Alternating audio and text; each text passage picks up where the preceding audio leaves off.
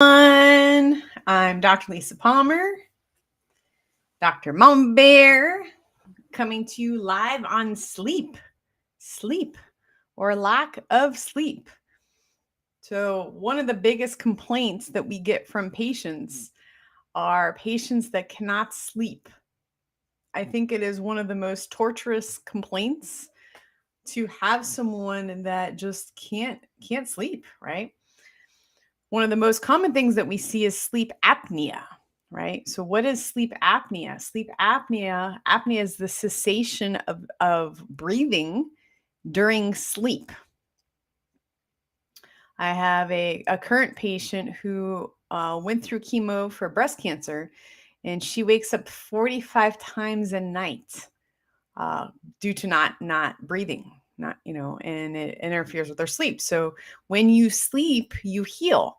And when you're not getting good sleep, if your spouse is snoring, if they stop breathing, if they have a CPAP but they won't wear the CPAP machine, if they have a CPAP machine that's supposed to help with sleep apnea and the machine needs to be updated, it needs to be adjusted for the person. Some sleep app machines are filled with mold, right? So not sleeping is a huge problem. Why is this such a huge problem? Well, there are, and you guys can let me know if you're having trouble sleeping, if you had trouble sleeping during the full moon.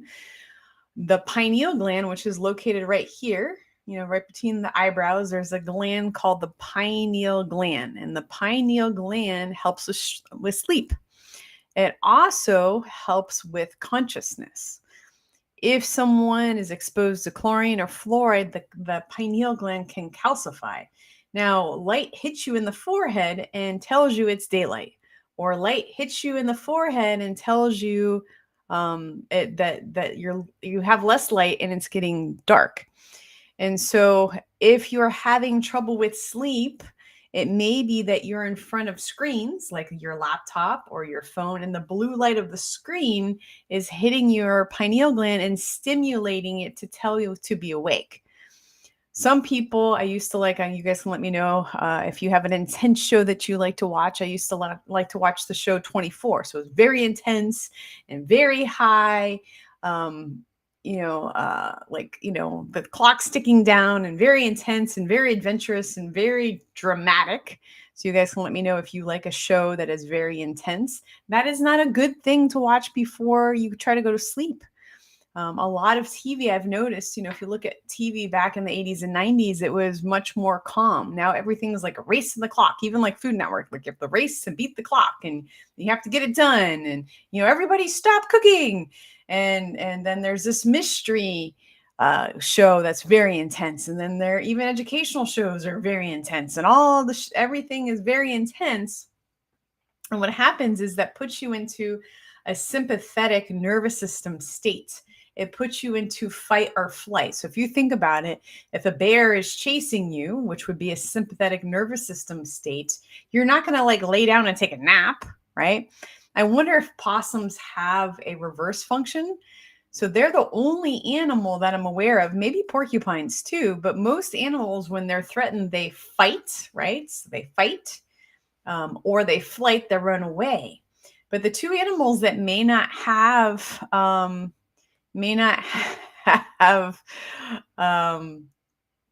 that same function are possums. So possums play dead, right? Like they pass out and they almost go unconscious. So Robin's saying that the feed is not working well. I can restart it. So Michelle, let me know, is Facebook working for you? Therese, let me know, is Facebook working for you? You guys on Instagram, you guys should be fine because I'm streaming on a different device with you. But yeah, so I wonder, those of you that study biology maybe have studied more about possums. Kaylee says, we're good here. Hi, Kaylee. That their sympathetic nervous system does a different thing. It causes them to go unconscious and play dead. And so that's very interesting. And so if you are, hey, Carol, hi, Robin, if your sympathetic nervous system is in overdrive, you're in fight or flight, you will not sleep well, right? Your mind will be racing. In some cases, the thyroid can go too fast. So people that like to speak fast, blah, blah, blah, blah, blah, blah, you have a friend and they're like, blah, blah, blah, blah, blah, blah, blah, blah, and they just talk really, really fast. It may be that their thyroid is more in a hyper state. Their heart might race. Their system is in a hyper state. It will be very, very challenging for them to go to sleep. Sometimes that state is caused by a stimulant like caffeine. You find caffeine obviously in coffee, espresso. A lot of sports drinks now have caffeine and people are not aware of that. Some bubble water. Some of you guys saw my post that my daughter, we were at a rest area and she's like, Mommy, I'm thirsty. I'm like, okay, no problem. And so she's like, can I have a seltzer water? I'm like, okay, that's like her special treat. I don't even know if the kids ever had soda. I don't think she's ever had a Coca-Cola or a 7-Up or a root beer or a Sprite. Like she's never had that ever. And so her little treat is seltzer water. I think seltzer water, you guys can let me know. Do you like seltzer water? I don't like seltzer water. I don't like bubble water. I don't like a water in Europe. They call it water with gas. I don't like that. I don't like it. And so there was a bubble water called Bubbly, and it looked like it was a lemon lime flavor. And I couldn't really see the whole label because it was in a vending machine. And she's like, Mommy, can I have lemon lime bubble water? And I'm like, yeah, sure. Totally. You can have that. And so she likes to push the buttons in the vending machine and thinks that's cool. And you start drinking this lemon lime bubble water. And so I'm driving, I'm going to a seminar and she's in the back happily drinking her bubble water. And so we arrive at the hotel and she is like crazy hyper, jumping up and down. And she's in the back seat like, la, la, la, la, la. I'm like, wow, she's just such a fun passenger. Some passengers like my husband gets in the car and he'll just fall asleep and that's, he needs a nap and that's okay, but it's not very entertaining for the driver. Leo is just like telling me stories and telling me about gymnastics and telling me about this book she read and telling me about everything. And I'm like, wow, she's just like really excited. And then we get to the hotel and I see the can and it says bubbly enhanced or something. I'm like, bubbly enhanced? Why is this enhanced? And it was enhanced with caffeine. I'm like, no, Mommy, fail. So check bubble waters for caffeine. Teas, if it is a black tea or a green tea, it has caffeine. Typically, it will tell you non-caffeinated. It has caffeine. Drinking caffeine too late in the day can keep you awake.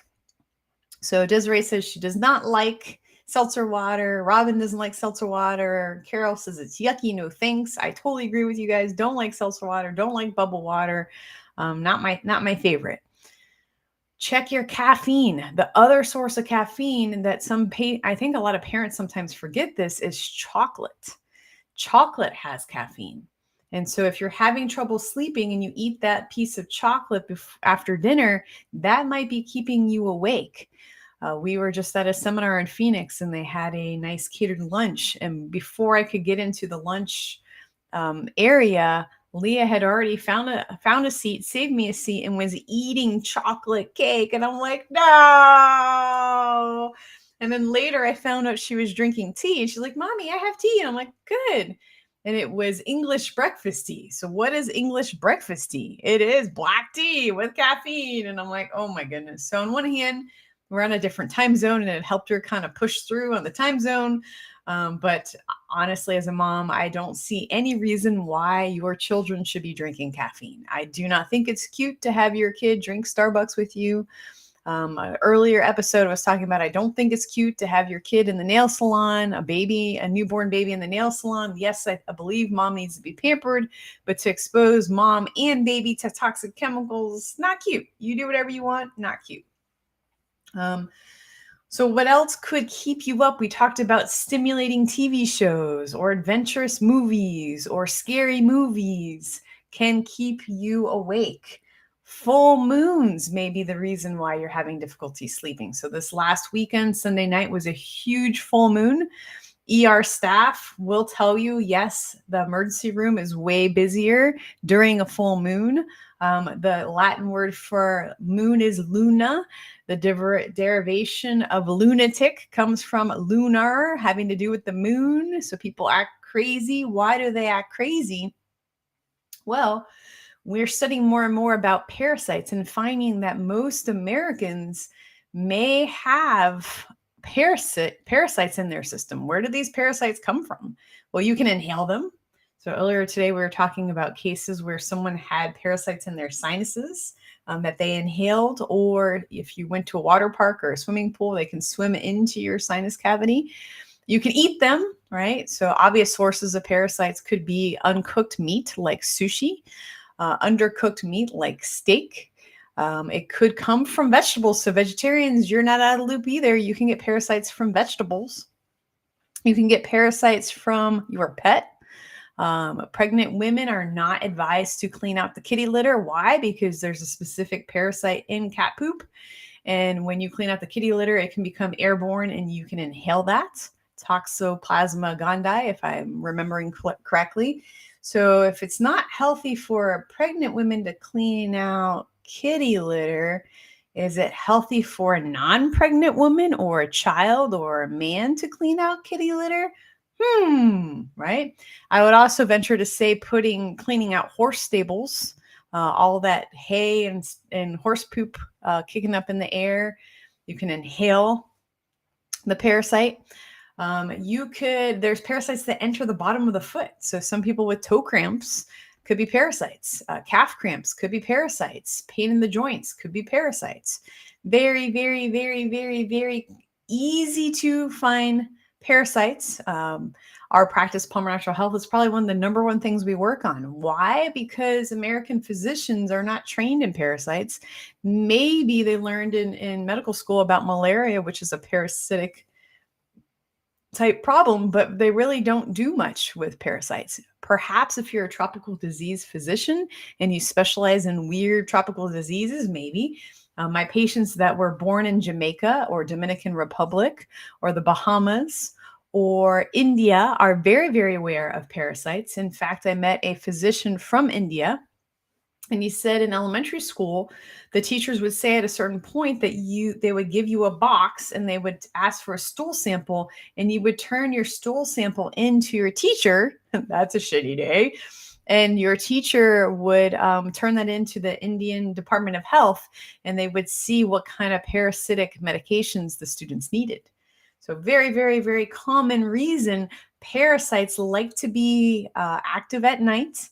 They also seem to respond to the lunar cycle, especially new moons and full moons, become more active, and that can result in you having nightmares, graphic dreams, grinding your teeth, having bloating, diarrhea, vomiting, itchiness of the front door and the back door, if you will. Weird skin eczema, psoriasis, all could be linked to parasites. Robin says, Jonathan said full moon and he ate too many carbs. Yep. Hi, Jonathan. Amanda says, oh my gosh, when I worked in the hospitals, we always said, oh no, it's a full moon. If I only knew what I know now, I would have handed out para. So the Cellcore para formula is like candy. Yeah. Yeah. I mean, so many people are suffering with parasites. They can't sleep because these little creatures like to be active at night, like to be active during new moons, like to be active during full moons. So if you had trouble sleeping last night or sleeping this weekend, it could be that you have little creatures called parasites causing symptoms in your body. There's even parasites that eat red blood cells. So one of the causes of anemia can be parasitic activity that eat red blood cells. Now, in America, how do we diagnose parasites? Well, you can do it a couple ways. You can get a stool sample and say this is the stool. A lab tech will take a little tiny scoop a piece of the poop, put it on the slide, and look for parasitic activity, eggs, and parasites themselves. Well, if this is the poop and the parasites are not in your poop because you're not actively killing them and the eggs are not coming out in the feces, instead, those parasites are in your eyes, brain, sinuses, heart, lungs, liver, pancreas. I mean, you name an organ they could be, you're not going to find them in the poop, right? You could do a scope. You can send an endoscopy through the nose and look at the digestive tract and see if there's any creatures in there. Could find them, but again, if they're not in the digestive tract, you're not going to find them. You can stick a camera through the anus and look in the intestines there. If you Google colonoscopy parasites, you'll see these white, they look kind of like threadworms swimming away, maybe tapeworms swimming away from the camera of the colonoscopy. I had a patient and she was having some cardiovascular issues. We were working on her parasites, but she was having some lower leg swelling. And as a pharmacist, she was just really concerned that something was happening with her heart. She went to a cardiologist, and the cardiologist ran some tests and said, it looks like you're having some issues with your valves. So what we're going to do is we're going to do a valve replacement. She was only in her 40s. And while he was in there replacing her valves with a pig valve, he told her later when she came out of surgery that she had vegetation on her heart valve. Vegetation. We're not plants. We don't grow plants. If you swallow an apple seed, or if you swallow a orange seed, a plant will not grow in your stomach, even though your uncle told you that, right? So how do you grow vegetation on a heart valve? You don't. Vegetation's plants. Just like dogs can get heartworms, people can get heartworms too. And maybe it's the cause of their fatigue, their shortness of breath, their irregular heartbeats, their leaky valves, their congestive heart failure, right? Robin says para-3 rocks. Yes, para-3 is a very potent herbal tincture formula that can help with parasitic activity. Robin's asking, do parasites eat iron in the body? Yeah, some parasites can eat iron in the body. Parasites can suck into your intestinal walls and eat your nutrients. And so back in the day, women that wanted to lose weight, they would give them tapeworms. Oh, sorry, Instagram. It looks like they shut me down. Let me see if I can get you guys going again. Let's see. Let's see if we get you guys going. Sorry about that. Oh, giving me trouble here. We'll get you guys going. I guess we'll do part 1 and part 2. So here's part 2 for you guys on Instagram. Okay, so part 2 for Instagram. Here we go. And Facebook, thank you guys. And YouTube for being patient. And so, yeah, parasites can totally eat iron. They can eat your nutrients. They're just really nasty creatures, and could be the reason why you can't sleep. So what if you can fall asleep, but then you don't stay asleep? Well, my question, if you worked with me at my office at Palmer Natural Health here in Central Florida, I would ask, well, what time do you wake up? And oftentimes people will tell you exactly what time. I wake up at 1 a.m. every night, or I wake up at 2 a.m. every night, or I wake up at 3 a.m. every night. In Chinese medicine, they found that certain organs will circulate, certain organs will turn on at night. Between 1 and 3, the liver will cycle, right? Our liver is a big filter that filters out toxins. Where do toxins come from? They come from the air we breathe, the water we eat, the food we eat. Let's try that again. They come from the air we breathe, the water we drink, the food we eat. They come from chemicals in our environment, the off-gassing of furniture like this bed, drywall, paint, furniture, whatever. And your liver helps to process these toxins. Well, most people have never done a liver detox. So you can let me know, have you done a liver detox? The liver becomes extremely toxic and full. It no longer can break down hormones. Females, now you suffer from PMS, bloating, heavy cycles, light cycles, skip cycles. Women later in life, you suffer from menopausal symptoms, not because you went through menopause. Menopause just means the pausing of menses, but rather because your liver is toxic. Your body wakes you up at 1 o'clock in the morning or 2 o'clock in the morning because that liver's trying to kick in and filter out these toxins, but it's too clogged up. If you can't go to sleep, it may be that some of these other things like your blue screens, your caffeine intake, your stimulating movies or TV shows, the full moon, that may be why you can't go to sleep. Or perhaps you have something in your system that is going too fast. You have a thyroid that's going too fast. And no matter what you do, you can't sleep. Perhaps your cortisol levels, your adrenal glands, because you have stress at work, you have stress with your family, you have stress in life, you have stress with what's happening in our society, those cortisol levels go high when they're not supposed to go high. And so you feel tired but wired, right? You get home from work, you're like, I am ready for bed. I can go to sleep now, and it's 8 o'clock. And then you go to lay down finally closer to your bedtime, and you're like, bing, totally awake. Okay. So that's what I wanted to tell you about sleep. If you have questions for me, put them in the chat. If you want to work with me, you can go to Dr. Palmer, Dr. Palmer, consultation.com. There's a little survey in there to see if you qualify to work with us, and see what is the cause of not sleeping. Not sleeping is torturous. If you have a newborn that's having trouble with sleep, we can help. If you have a child that never wants to go to bed, good luck. I'm just kidding. There's a book called Go the F to Sleep. And I remember when Leah was little, someone recommended it. Someone was joking around. They're like, you should read this. And I'm like, what a harsh title for a book for a kid. Well, it's not for kids, it's for their parents. And then Leah did not like to sleep. She liked to be up at night. And I remember doing the whole put your kid, sorry, Instagram. I don't know why we're having trouble. We're having trouble today with this. I remember putting her in her car seat and driving around Central Florida, trying to get her to go to sleep. And then thankfully, finally getting her to sleep, pulling in the driveway, putting the car park, turning the I was going to say the key, there's no key, hitting the button, turning the car off. And then what happened? Wow! I'm like, please go to sleep. So if you have an infant that's not sleeping well, perhaps they have a toxic liver. How would they get a toxic liver? Well, mama, sorry, we share our toxins with our kids. The umbilical cord has thousands and thousands and thousands of chemicals that are in it. Perhaps your kid has parasites. Kids pick up parasites all the time. Very, very easy for a child to have parasites, for an infant to have parasites. And so if you need our help, you can go to drpalmerconsultation.com. You can apply to work with me. I would love to help you. If you are not sleeping, you are not healing. We have to get that handled. We have to find the cause.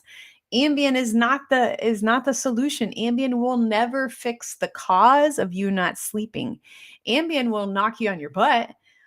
It is a medication. It does have a side effect. All drugs have side effects, whether they're over the counter or prescription. If you're having trouble sleeping, we can help. I'm Dr. Lisa Palmer with Palmer Natural Health, Dr. Mamba Bear. Good night, everyone. Sleep tight. Bye.